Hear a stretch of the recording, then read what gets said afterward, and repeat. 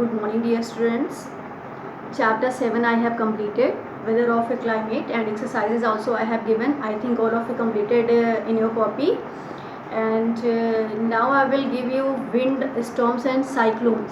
Wind, storms and cyclones. Name of the chapter 8 is the wind, storms and cyclone. Lesson 8. Wind, storms and cyclones.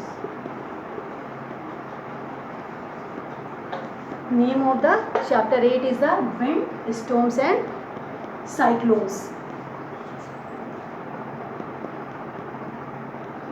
Introduction. First I will give you the introduction about chapter 8. Most of the places along the tropical or subtropical coastal areas of the world are hit by the wind storms, in which the speed of wind may be high speed between 120 km per hour or 290 km per hour. These high speed winds whip up seas waves which may be from 3 meter to 15 meter high. Such winds are called the cyclones. And in India, Orissa, a coastal region, was hit by a cyclone with a wind speed of 200 km per hour on 18 October 1999. On 29 October in the same year, another super cyclone hit Orissa with a wind speed of 260 km per hour, which was accompanied by 9 meter high sea waves. These cyclones killed thousands of people and they destroyed 45,000 houses and made more than 7 lakhs people homeless. Property worth hundreds of crores of rupees was destroyed. It made agriculture land infertile and destroyed roads. The communication and electricity supply were badly affected. And when any natural calamities came, then we can see that it destroys many things. Many people homeless, it destroys crops, and it was created so many things, and it was very harmful. We can see that if any natural calamities came, whether it is earthquake, cyclones, then we can see that flood and drought, then it causes very harmful. It is very harmful. We can say that it destroyed animals, plants life, human beings, and it is very harmful. And it destroyed, we can say that it destroyed whole life. So now the following question rises here: what are cyclones?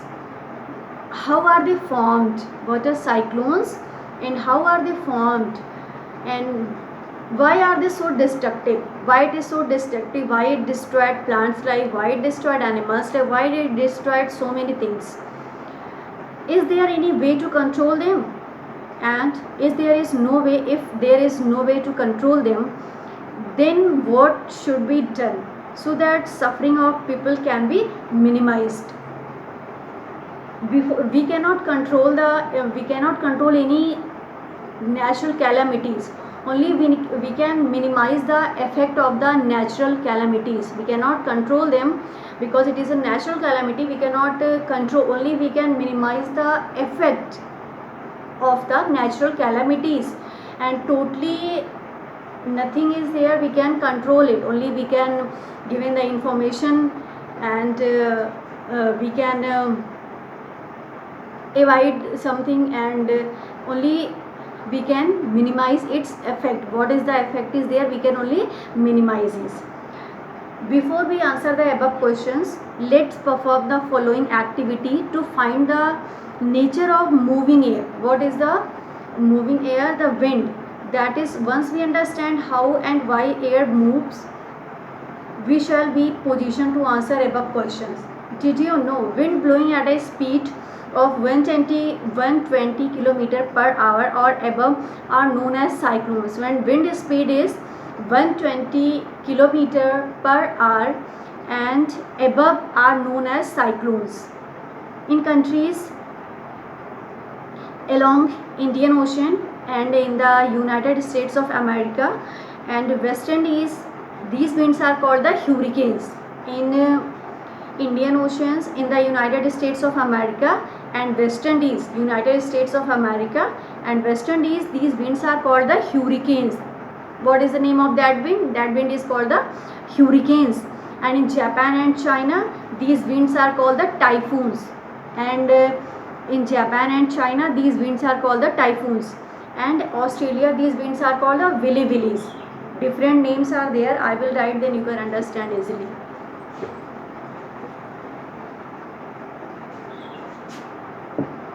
United States of America and West Indies.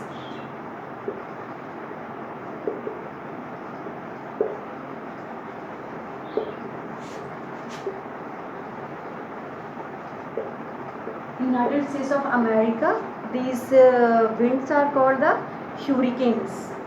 Winds are called the hurricanes.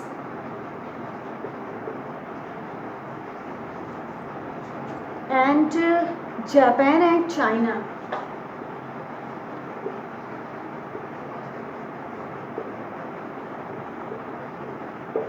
Japan and China, these winds are called the typhoons. These winds are called the typhoons. Japan and China, these winds are called the typhoons. And in Australia, these winds are called the willy willies. Australia, winds are called the willy willies.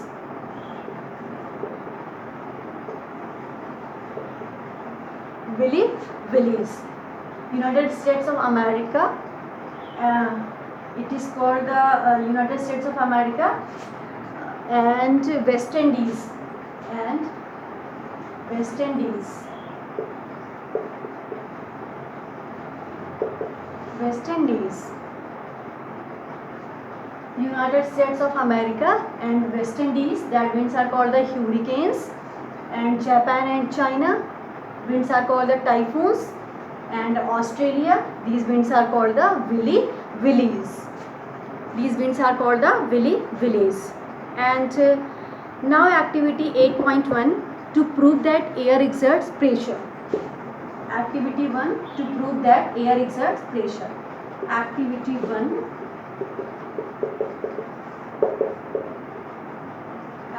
Activity 1, to prove that air exerts pressure.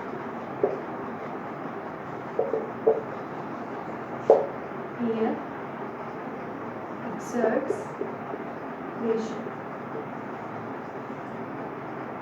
To prove that air exerts pressure, first activity. Materials required. What are the materials required in this? 1 liter tin can. 1 liter tin can with screwable lid, tripod stand, burner and cold water. And method: pour a cup full of water in the tin can, heat the water, and when the steam comes out freely, stop heating. When the steams come out, then stops heating and immediately screw the cap on it. Immediately you have to put a screw and remove the can from the tripod stand, and after that you have to remove the can from the tripod stand and place it in the sink, and immediately you have to place it in the sink and help of a thick towel. Pour cold water over the tin can. After that you have to pour cold water immediately on the tin can. What do you observe? The tin can gets crushed. Reason: initially the pressure of air outside the can, the steam inside the can is same. The pressure of air outside the crane and the steam inside the crane is same. Thus the can keeps its shape.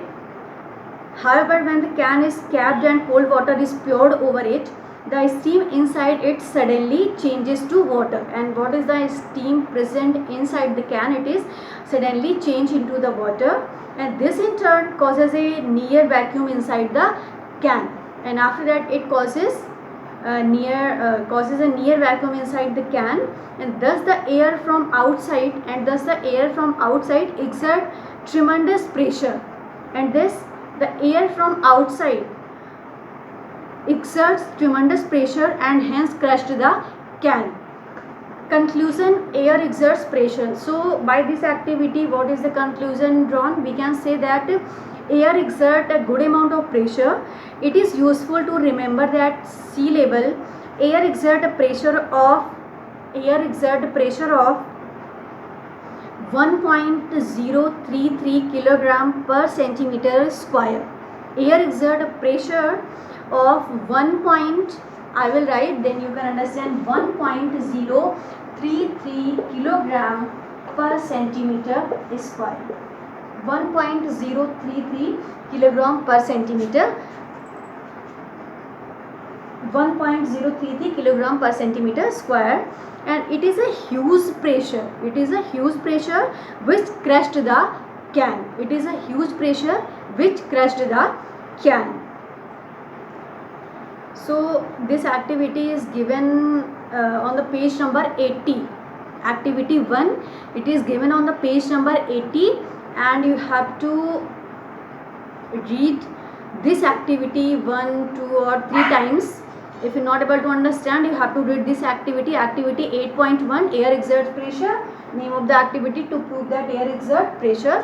So you have to read 2-3 times this activity, then you can understand easily. And after that you have to learn about the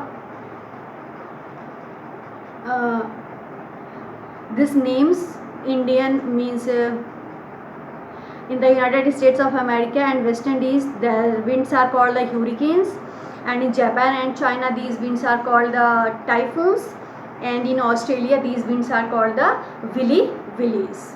So you have to read till here, till activity 1.